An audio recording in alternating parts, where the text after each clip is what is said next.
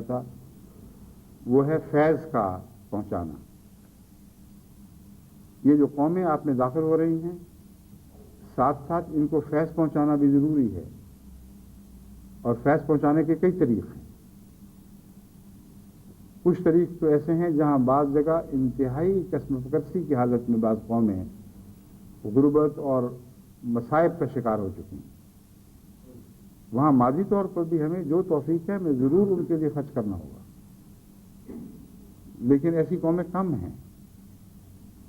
بہت ایسی ہیں جو اس قسم کی مالی امداد کی ضرورت مند نہیں ہیں، مگر اقتصادی حالت کو بہتر کرانے کے لیے جماعت کو ضرور ان کی مدد کرنی ہوگی۔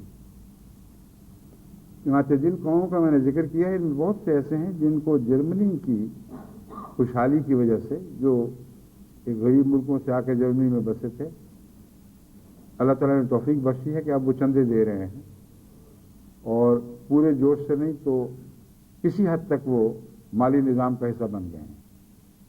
لیکن بعض ان میں سے ایسے بھی ہیں جو جوش میں اتنا بڑھ گئے ہیں کہ پاکستانیوں کو جو پیدائشی اہمیت سے پیچھے چھوڑ گئے ہیں اور مالی قربانی میں اور آگے بڑھ رہے ہیں۔ تو فیض کا جہاں تک تعلق ہے، دو طرح کے فیض ہیں۔ مالی قربانی کی توفیق بخشنا، یہ سب سے بڑا فیض ہے، اور مالی قربانی سے فائدہ اٹھاتے ہوئے اپنی روزمرہ کی ضرورتیں پوری کرنا، یہ نسبتاً ادنا درجے کا فیض ہے۔ اور اس فرق کو میں حضرت صلی اللہ علیہ وآلہ وسلم کی تعلیم کے حوالے سے آپ کے سامنے رکھ رہا ہوں۔ جب تک ان باریک باتوں کو آپ نہیں سمجھیں گے، آپ کو یہ بھی نہیں پتہ چلے گا کہ فیض کیسے کرنا ہے۔ لوگ سمجھتے ہیں کہ کسی کو غریب کو پیسے دے دیے، یہی فیض ہے۔ یہ فیض نہیں، اس سے بڑھ کر فیض یہ ہے کہ وہ جو مانگنے والا ہاتھ ہے اس کو عطا کرنے والا ہاتھ بنائیں، کیونکہ حضرت صلی اللہ علیہ وآلہ وسلم فرماتے ہیں، الید العلیٰ خیر من ید السفلیٰ، من ید السفلیٰ۔ الید العلیٰ جو اوپر کا ہاتھ ہے وہ نچلے کے ہاتھ سے بہتر ہے۔ آپ نچلے والے ہاتھ کو فیض کیوں دے رہے ہیں، اوپر والے ہاتھ کا فیض کیوں نہیں پہلے دیتے؟ اور یہ فیض غربت میں بھی عطا ہو جاتا ہے۔ عظیم الشان فیض ہے جس کی کوئی حد نہیں ہے۔ اگر اس طرح جاری کریں جیسے حضرت صلی اللہ علیہ وآلہ وسلم نے اپنے غلاموں میں جاری فرمایا، وہ اصحاب الصفہ جو مسجد کے تھڑوں پر پل رہے تھے، غربت سے بعض دفعہ ایک دو تین دن کی روٹی نصیب نہیں ہوتی تھی۔ جب حضرت صلی اللہ علیہ وآلہ وسلم نے یہ اولیاء کے فیض کی باتیں کی تو جنگلوں میں نکل گئے، کلہاڑیاں لے کر لکڑیاں کاٹیں، ان کو بیچ کر جو ہاتھ آیا وہ غریبوں میں تقسیم کیا۔ حضرت صلی اللہ علیہ وسلم کی شان دیکھو کہ فقیروں کو بادشاہ بنا دیا، غریبوں کو عزت نفس بخشی، ان کو بتایا کہ تم احسان کرنے والے ہو، غربت میں بھی احسان کر سکتے ہو، تو سب سے پہلے یہ احسان کریں، غریب قوموں کو عزت نفس بخشیں۔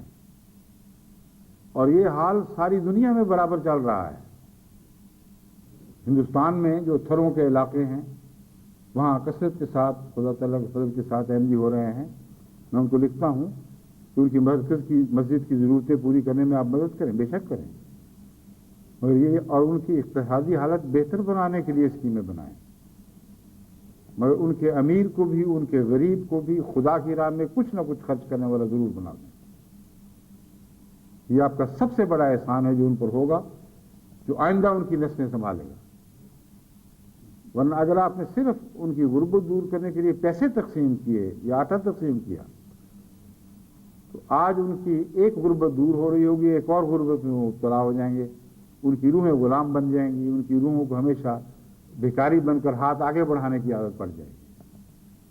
ان کی اگلی نسلیں کس کام کی ہوں گی، احمدیت کے کس کام آئیں گی؟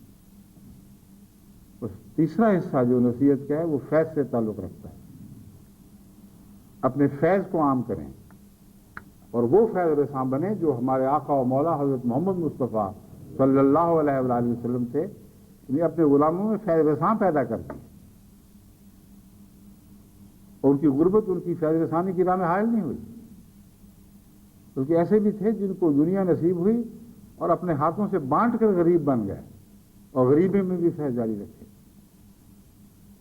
تو جو نئی قومیں آ رہی ہیں اگر آپ ان کو یہ فیض بخشیں تو آپ دیکھیں ان کے سر ایک پہلو سے خدا کے حضور جھکیں گے, دوسرے پہلو سے دنیا کے سامنے سربلند بھی ہوں گے, اپنے وجود کے سامنے سربلند ہوں گے. وہ اپنے نفس سے کوئی شرمندگی محسوس نہیں کریں گے. ان کا وہ حال نہیں ہوگا جو قرآن کریم میں لکھا ہے کہ جب تم ان کو کچھ خیرات ڈالتے ہو تو ان کی آنکھیں شرم سے جھک جاتی ہیں.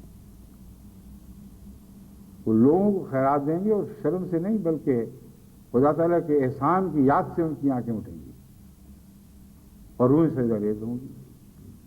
اپنی ان حالتوں پہ شکر کریں گے اور اس شکر کے نتیجے میں اللہ تعالیٰ ان کو اور زیادہ بڑھاتا چلا جائے گا. بس یہ احسان کا یہ پہلو ہے جس کو اول طور پر اپنے سامنے رکھیں.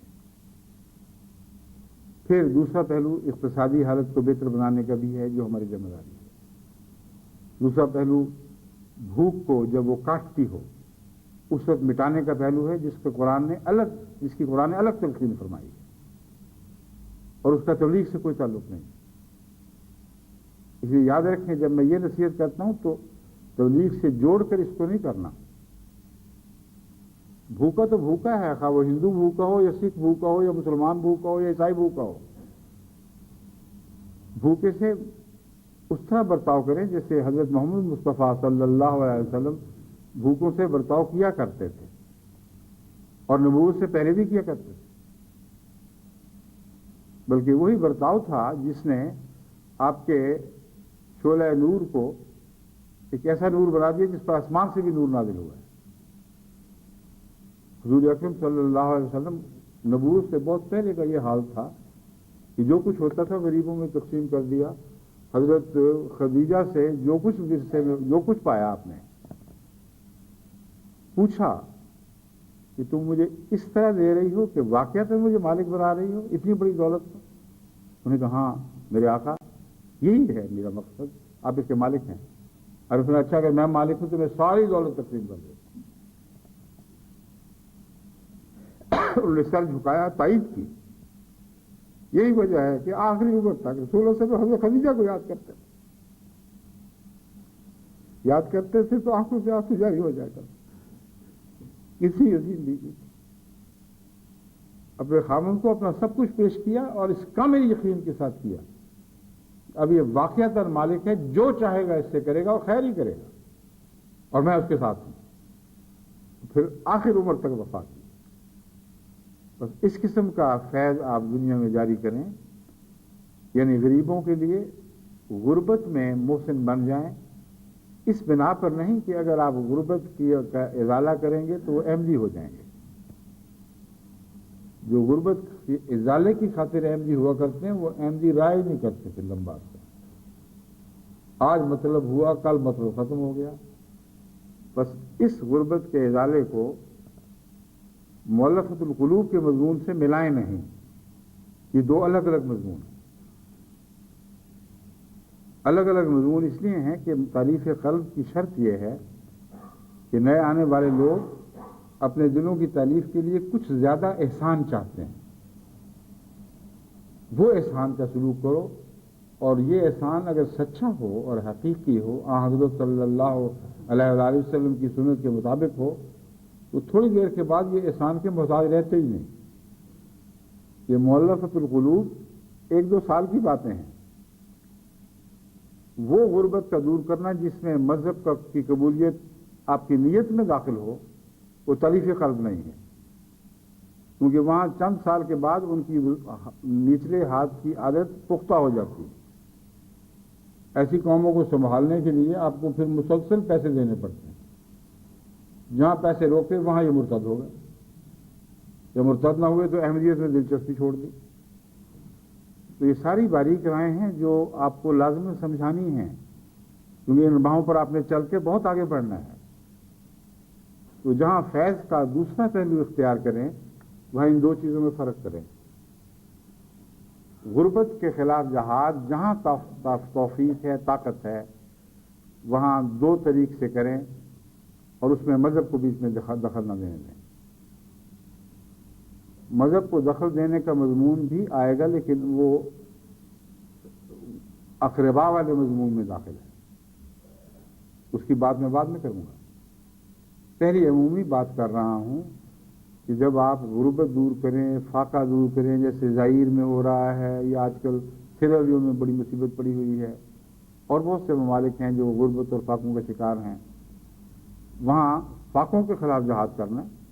آپ کو اس سے کوئی غرض نہیں، کوئی جہریہ ہے یا مومن ہے، بندہ خدا کا ہے اور مصیبت میں مبتلا ہے، اور اللہ نے آپ کو حکم دیا کہ تم میرے بندے ہو تو میرے بندوں کی خدمت کرو.